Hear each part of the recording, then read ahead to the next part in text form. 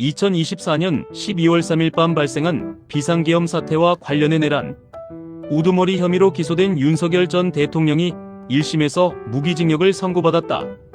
약 11개월 동안 진행된 재판에서는 국회 봉쇄시도, 선거관리위원회 서버 확보, 작전, 정치인 체포 명단 등 계엄 당시의 구체적 정황이 드러나며 사건의 실체가 점차 밝혀졌다는 평가가 나온다. 재판은 2025년 4월 14일 시작돼 2026년 2월 19일까지 총 44차례 공판이 열렸다. 이 기간 동안 61명의 증인이 법정에 출석했고 군과 경찰, 정보기관 관계자들의 증언과 통화 기록, 문건 등이 대거 공개됐다. 법원은 이날 오후 4시 2분 윤 전 대통령에게 무기징역을 선고했다. 재판의 핵심 쟁점은 크게 5가지였다. 국회의 비상계엄 해제 의결을 방해하려 했는지, 중앙선거관리위원회 서버를 확보하려 한 목적이 무엇이었는지, 주요 정치인을 체포하려는 계획이 있었는지, 계엄 해제를 지연하려 했는지, 그리고 장기 집권을 위한 사전 계엄 모의가 있었는지 등이 집중적으로 다뤄졌다. 윤 전 대통령은 재판 내내 모든 혐의를 부인했다.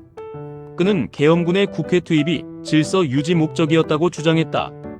윤 전 대통령은 국회 출입을 통제하고 불법 진입자를 구분하기 위한 조치였을 뿐이라며 실탄 지급이나 무력 사용 지시는 없었다고 강조했다. 김용현 전 국방부 장관 역시 국회 투입 병력의 임무는 시설, 보호와 질서 유지였다고 증언했다. 그러나 법정에서는 다른 증언이 이어졌다. 곽종근 전 육군 특수전사령관은 윤 전 대통령이 직접 전화로 문을 부수고 들어가 안에 있는 인원을 끌어내라는 취지의 지시를 했다고 증언했다. 당시 특전사 지휘관과 부대원들의 통화 녹취에도 국회의사당 문을 부수고 인원을 끌어내라는 지시가 언급된 내용이 남아있었다. 실제로 국회로 출동한 특전사와 수도방위사, 병력은 수만 발의 실탄을 휴대한 상태였던 것으로 조사됐다. 중앙선거관리위원회에 대한 군 투입 역시 논란이 됐다. 윤 전 대통령 측은 선거 시스템의 보안 점검을 위해 계엄군이 선관위에 들어갔다고 주장했다. 하지만 재판에서는 선관위 직원 체포 계획과 서버 확보 지시 정황이 드러났다. 정보사 요원들은 선관위 직원들을 체포하기 위한 도구까지 준비했던 것으로 나타났다. 또 일부 증인은 상부로부터 선관위 서버를 복사하거나 가져오라는 지시를 들었다고 증언했다. 정치인 체포 의혹도 주요 쟁점이었다. 윤 전 대통령은 누구를 체포하라고 지시한 적 없다고 주장했지만 홍장원 전 국가정보원 1차장은 윤 전 대통령이 직접 전화해 싹 다 잡아들여 정리하라는 취지의 지시를 했다고 증언했다. 이후 방첩사 측에서 전달된 체포 명단에는 이재명, 우원식, 한동훈 등 주요 정치인과 사회 인사들이 포함돼 있었던 것으로 드러났다. 서로 다른 기관에서 작성된 체포 명단에도 상당수 인물이 겹친 것으로 확인됐다. 계엄 해제 과정도 논란이 됐다.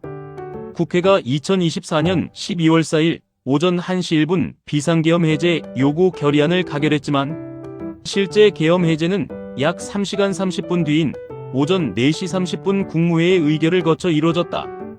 윤 전 대통령은 병력 철수와 상황 종료를 위해 필요한 절차였다고 설명했지만 검찰은 계엄 유지 가능성을 검토하며 시간을 끌었다고 주장했다. 재판이 진행되는 동안 군 지휘관과 정보기관 관계자, 경찰 간부 등 다수 증인의 증언이 이어지면서 사건의 정황이 구체화됐다. 법원은 이 같은 증거와 증언을 종합해 윤 전 대통령의 책임이 중대하다고 판단했다. 이번 판결은 헌정사상 처음으로 전직 대통령이 내란 우두머리 혐의로 중형을 선고받은 사례로 기록됐다.